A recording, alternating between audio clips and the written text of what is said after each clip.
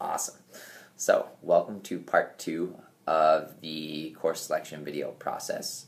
Part 2, we will focus on the course selection sheet and just briefly go through the main components of that. We won't actually start writing anything yet. So if you're a student and you're with your guardian, your parent, just put down any writing utensil. We don't want to do that just yet. A lot of times, students love just starting to race through and completing this, but you got to hold up a little bit, because if you start marking things, you can mark courses wrong, and then when you get your schedule, lo and behold, at the beginning of the school year next year or later in the summer, there may be things wrong with it, and we don't want that to happen. We want to make sure you're on point with everything, especially with meeting graduation requirements early. So stay focused for this part. Don't write anything down.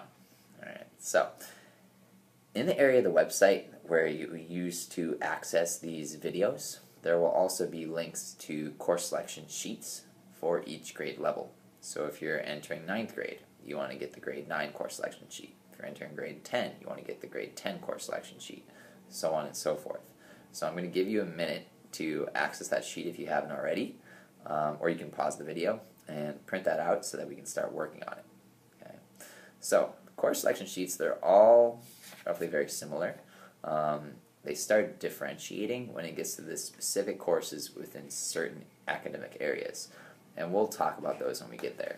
But right now, here's kind of what the course selection sheet looks like. This is for the 9th grade one.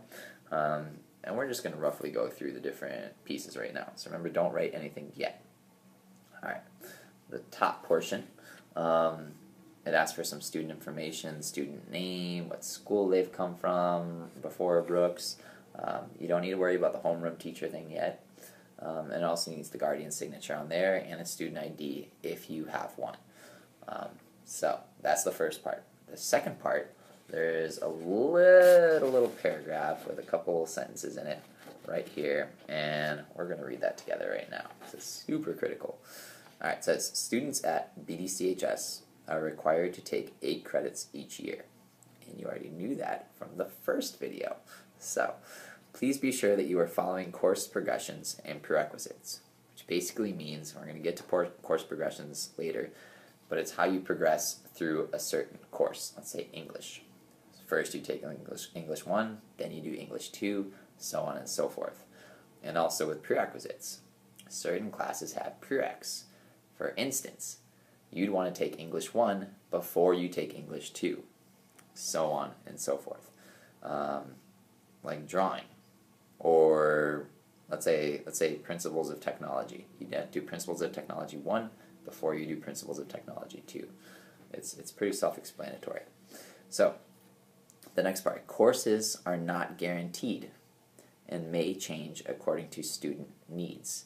This is a very important statement. So this process, we're just going to be requesting courses that you want on your schedule next year. Note, this may not actually show up. We're going to work for it and try to have it happen. The courses you select may not actually be what you take next year. The core area ones, the main ones you need, yes, those you'll get. Okay, it's more when it comes to the electives. And the main issue we have there is just because it could be your unique combination of the 8 of these, they just don't jive together. So that's one issue that may happen that prevents you from getting the actual courses that you requested. The other piece is this availability. We may find out that we don't have as much demand or want for a course that we had originally intended. So we may not offer that course anymore, or we may add something in its place. So it just depends with this whole course selection process, but we're trying really hard to make this be what we anticipate that we will offer next year. So it's pretty good. That's that piece. The next part says that eligibility for course offerings may be contingent upon assessment scores and previous course history. That falls more into place for things like intensive reading, which is dependent on FCAT scores, so on and so forth. And then it says, please see the BDCHS curriculum guide at bdchs.org for specific course descriptions. Over the summer it will be updated, and it'll reference the course descriptions for the following academic year, so the 14-15, Wow, it's just crazy that the school year is already over. The 14-15 academic year. Okay, so be on the lookout for that. It would probably be housed underneath. So there's that whole left-hand side column. However you're looking on the screen, left-hand side column. One of the areas there will say academics, and it should be housed within there.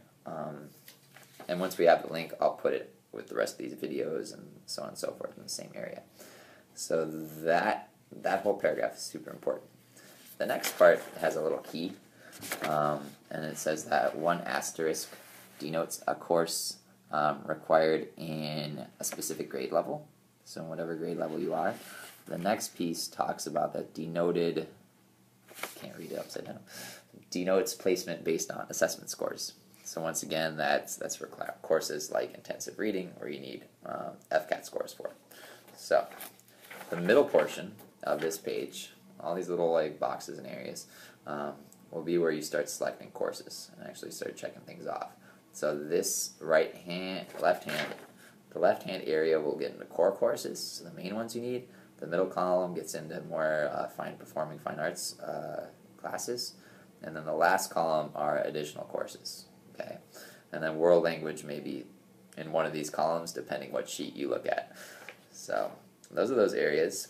And then there are 2 notes way down here. And the first note says that enrollment in AP courses requires the student to attend an AP open house. And for that, the AP open house for incoming students will be towards the latter half of the summer. So be on the lookout for that communication. It also says that the second note, says that students are required to complete an online course for graduation. This is most critical for those students who are entering their 12th grade year, or maybe even entering 11th grade year. You still have some time for it, but mainly for those students entering 12th grade this next school year, because you need to do a full online course. Okay, the state legislature believes that technology is the way of the future, and it is. And a lot of things are going on to online formats, such as classes. So to familiarize yourself with that, the state legislature wants you to take an online course. Usually, our students take it through Florida Virtual School. So there's a whole sign-up process there, but we really want students to take this over the summer, because an online course will not replace one of your 8 courses here at Brooks. So you'd have your 8 courses here at Brooks, and then you take an additional course online if you took it during the school year. And that's just a lot on your plate.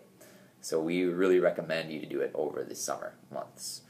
And note when it says a full online course, so if you're taking a class and it's typically 2 semesters long, you need to do those full 2 semesters in order to satisfy the requirement for online class. If you took a course online and it's only typically a 1-semester course, you only need to do that 1 semester online. So a lot of students are like, hey, I'll just do the 1 semester then, but it has to be a course that's typical. And disclaimer, for current 9th graders, so 9th graders who came in 13-14, and then 9th graders who are coming in next year, driver's ed does not count. So next year, it would be the 9th graders and the 10th graders. Driver's ed doesn't count. 11th graders, you can do driver's ed. 12th graders, you can do driver's ed. That's all cool.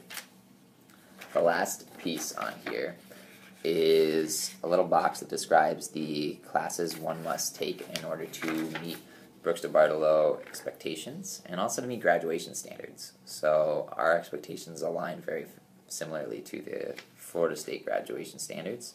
So students need 4 English classes, a typical credit, or 4 English credits. A typical credit lasts a full year. So if you need 4 of them, you need to do 1 per year. Okay. So it would go English 1, then English 2, then English 3, or there's an AP option there, and then English 4, or there's an AP option there too. The next one is you need 4 credits in math. So once again, you need 1 per year. Some students start this a little early if their middle school offered like algebra for a high school credit and they pass the course. Then you may have a leg up. So you should continue that sequence this year. You may just finish a year early. You might finish your last math course in junior year, And if that happens, a lot of colleges want you to keep going though, and keep going with the math requirements, maybe take 5. So our sequence is Algebra 1, then Geometry, then Algebra 2, and then a variety or other options as well. So if you've taken Algebra in 8th grade, you want to do Geometry in 9th grade. And if you're coming in your 11th grade year, and you just took, let's say, Geometry, you want to now do Algebra 2. So just follow the sequencing no matter what grade level you're entering here at Brooks. Because this video is general. So we're talking about 9th grade course selection all the way through 12th grade course selection. So I'm trying to accommodate everyone in this video. The next one is you need 3 science credits. We really want all incoming students in 9th grade to take bio, and you definitely need bio to graduate. We definitely want students to take chemistry, so that's 2 of your 3 credits. And then you need to take another science, and we have multiple offerings. So once again, if you're entering your senior year, just make sure you know where you fit as far as requirements are concerned, and make sure you select courses that align to satisfy those requirements. You need 3 social studies classes. So these are more specific. Some of the other ones are more general.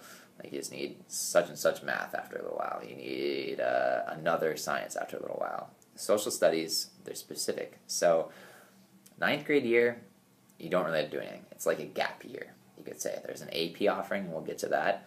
But it really starts in 10th grade. In 10th grade, you'll take world history. 11th grade, you'll take U.S. history.